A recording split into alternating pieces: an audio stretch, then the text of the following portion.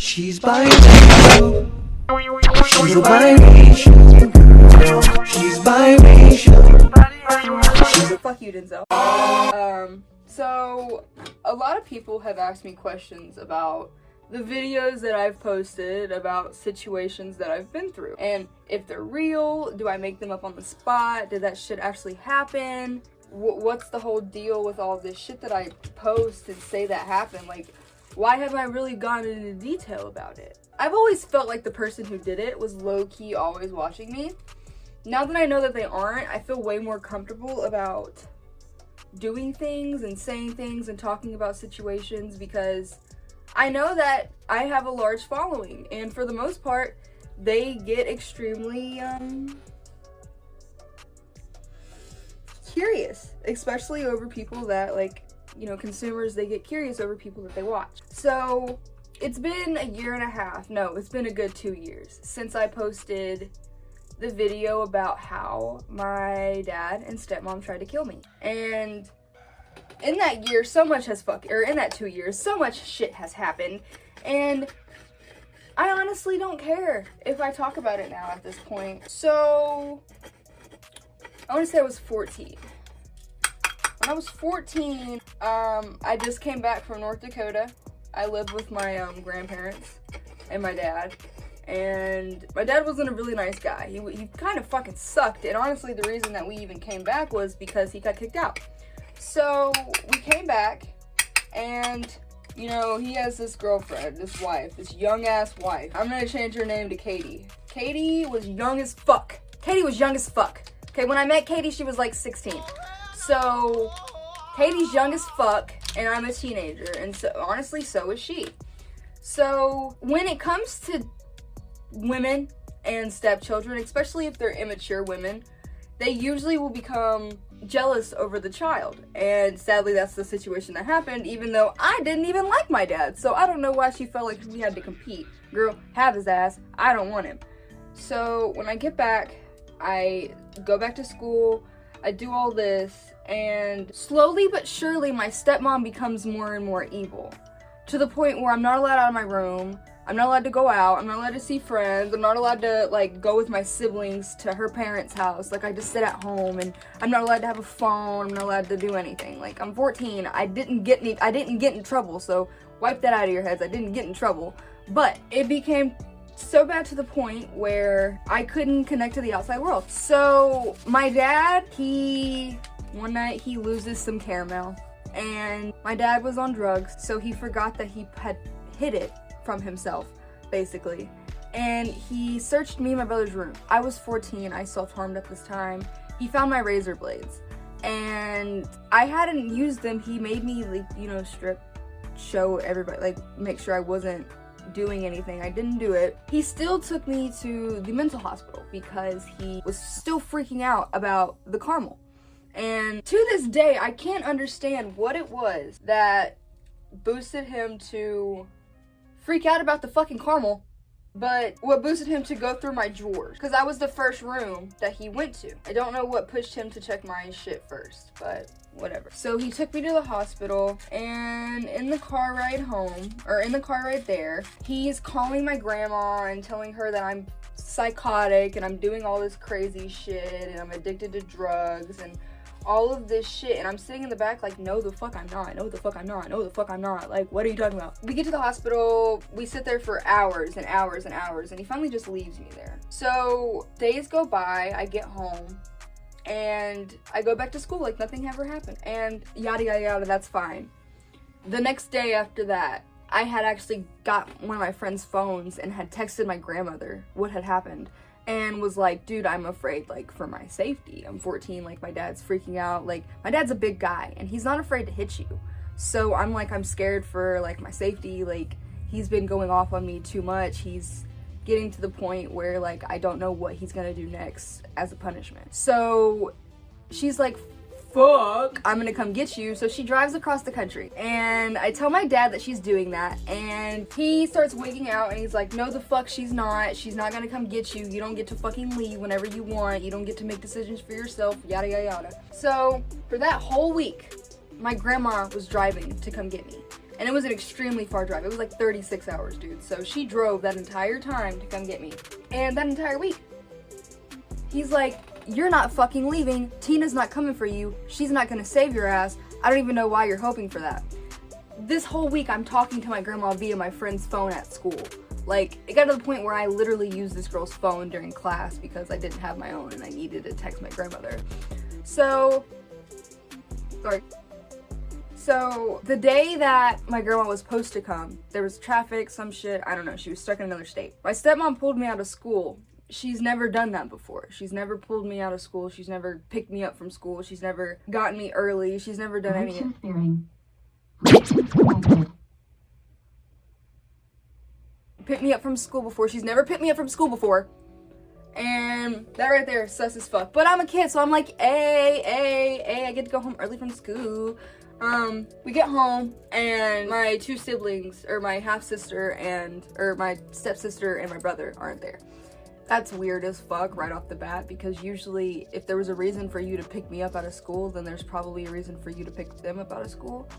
But there wasn't, and she sat me down and went to the back room for 10 minutes. I don't know, like this wasn't sus. They were fucking weird people, so I didn't like double check what they were doing or what she was doing. So she starts cooking me food. Again, sus as fuck. She's never made me food before. Ever made me food before. And I eat it. I'm fucking hungry. It tastes weird. I thought it was because it was off-brand ravioli. I thought it was the off-brand Chef Boyardee shit, so that's why it tasted weird. So then she starts like saying like, oh, me and your dad are gonna leave state tonight and we're gonna go out. Hello, fly. Me and your dad are gonna leave state tonight and we're gonna go out. And I'm like, weird, but okay. So she's like, I'm gonna take your brother and I'm literally trying to think of a fake name. Carly. Your brother and Carly to my mom's house so she can watch them. And I'm like, okay, I guess if you want me to watch the house. Nothing's ever happened. We never had a break-in. I don't understand why you would want me to watch your house. Regardless, whatever. So she leaves, and within like 30 fucking minutes, I start getting the most sick feeling ever. And it wasn't like just my stomach started hurting. Like it did like soaking wet, you throwing it back. And it kept doing that, and I was like, oh my fucking god, oh my god. So I checked and see if I had to use the bathroom, any of that.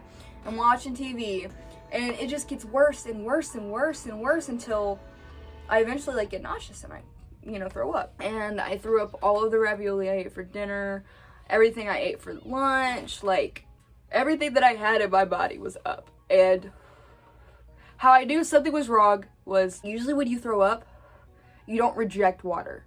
Yes, you might cough it back up, you might get sick and be like, oh, that's too much. But taking a sip of water would not cause your body to push everything out some more.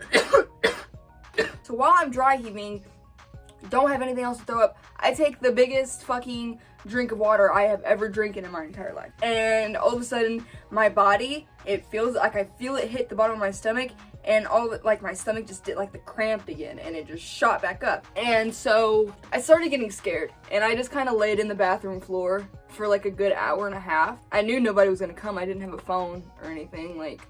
If I was gonna die, I was gonna die right there. But I ended up going back to the living room and looking what was in the can, because I wanted to know if it was expired, and it wasn't expired. It was just off-brand Chef Boyardee fucking ravioli. It wasn't even the Chef Boyardee ones. It wasn't even the Chef Boyardee. But I go and I'm like, fuck, dude, this isn't fucking normal. So I get a glass of tea. I don't know why. I got a glass of tea and I bring it to my room. I'm not allowed to do that. So, in the middle of the night, I wake up multiple times and I throw up water. It's just water. That's all it is. It's just water. across my floor, and I'm too weak to even move or get up, and like I can't even see straight. My head, like my eyes are blurry, like I'm literally like, and then I start coughing, and that's when there was those little blood specks, and I was like, okay, that's what really like sent me over the edge, was because I woke up the next morning, or my stepmom woke me up the next morning, and she seemed mad as fuck. They were mad as fuck at me. I do not know why, but they were mad as fuck. And my dad just starts screaming, "You're fucking faking it, you're fucking faking it. I used to do the same shit before school." And like I look in the mirror and I'm pale white in my eyes, and there's like a little fucking blood smidgen on my fucking face, and I lick it off and I'm like, so I ended up having to go to school. I'm on the bus and I'm dying, and I got my water bottle and I'm dying and I'm dying. Fucking, I get to school, and this one teacher I told everything about my life to. She never reported it because she knew if she did, she would never see me again. It sucks because regardless of the situation, she still never saw me again. But she never reported it. As soon as I got to the end of the hallway, she was at the other end, and she gasped as loud as she could and walked like she... "What's wrong? You look like you're dying." And I was like, "What? Like, I'm sick." And she was like, "I know you're sick." She was like, "What happened?" And I was like, I start crying because I feel awful, and I'm telling her what happened, and my dad was screaming at me this morning saying I was faking. And she's like, "You're not going home anymore." And I'm like, "What? What do you mean?" She was like, "You're not going home anymore. Like, you're not gonna go home today. Like, after today, you're not going home." And I was like, okay, nice. But that was the day of, if you live in Georgia, there's these things called like if you know the CRCT, right? Like the big test that you took, and like I think they did that up until high school, and then they called it the milestone, I believe. I don't know. But I took the CRCT. That was the day of the CRCT. So that was like a really fucking important day for me. And I was like, do I get in the next grade or not type shit. I throw up on the computer in the special ed classroom, because I did have special ed classes. A bitch went through some shit, and they were like, "You can't focus on schoolwork. You are gonna yourself." And that's, I mean, true. But I graduated, so who cares? But in the special ed class, threw up on the computers. They escorted me to the bathroom, and then called my parents. They never called my homeroom teacher, and that's the teacher that wanted me not to leave. They never called my homeroom teacher to tell her that I was gonna go. They just knew that I was with another teacher. So my stepmom came and got me. I threw up all over the parking lot. It was like blood throw up, so it was fucking sick. And I know that's gross. Nobody wants to hear about that. I'm like, ugh. But that's what happened. All over the parking lot, like 2 different parking lots, because she wanted to go to the 99-cent store when I was dying for some reason, but she wanted to go to the 99-cent store. So if she was inside, I like died in the parking lot. I get home, and her fucking mom is there, or my stepmom's mom is there, and she's like, "You need to eat some crackers to coat your stomach." So I'm eating these crackers, and I immediately start fucking choking and dying, and I'm like, I can't do this shit, like I'm literally going to die. My grandma shows up when I'm doing this. My fucking grandma, who said that she, like, my dad said that wasn't coming and that I wasn't allowed to go with her, she showed up during all of this, and she looked me dead in my face and was like, "Are you okay? Like, what is wrong?" And I'm like, I'm alright. Like, I can't really eat, man, but I'm alright. So my dad's pissed. My dad is pissed. My dad is on something too. I don't know what it was. I still can't even tell you what it was. Like, I don't even want to say it was meth, heroin. I don't know what it was. I don't know what that shit was. I don't know. Fuck, I don't know. I don't fucking know. But what I will say,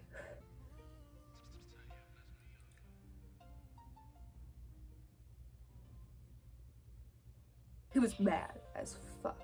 He was so mad to the point that he didn't come out when he didn't, like, sit outside when I left. He was still in bed when I left. And he was like, "I don't know why you want to leave me. Like, I don't want to give you a fucking hug. Like, I don't even know why you're going. Like, I don't want to even see you anymore. Like, you're a child. You're acting like a child, bro." So, blah, blah, blah. I go with my grandma. That was a really stupid mistake. He almost killed my brother after that. He's so much younger than me. He's 13 right now. So, Jesus Christ. He was a baby when this happened. So, that was a stupid decision on my part. Can't blame myself for it now. Cannot blame myself for it now. I refuse to blame myself for it, actually. Because, fuck that. But I spent the next 4 days in and out of doctors. I should have went to the hospital the first day. But I did not. So, because it was so late and because of the situation, I couldn't really press charges because there was no proof. Like, I couldn't get proof that there was poison in the food because I didn't have it anymore. But I had poison in my system, so it's pretty great. You can never prove who did it or what was the cause of it or if I did it to myself in a suicide attempt because I had 3 of those on my record beforehand. It's fucking gay, but I did not even finish this whole blunt. Usually I smoking with people though. I didn't mind talking to the camera and smoking weed. I felt less alone. Even though I know, like, I'm just thinking about the people who better just watch this shit. Regardless. Thank you for watching my YouTube channel. My YouTube video. Should I hit the bong before I go? Yeah, hit the bong before I go. Holy shit. Well, I'll tell you fucking what. Boy, that shit rough. I'm actually gonna put a little bit of this blunt into the bong. So. Yo, does anybody else smoke weed like that? Where they put like roaches in the bong? Cause that's something I do, and everybody be like, "That's so weird. That's so weird. That's so weird." Why? Why is it so weird? Why?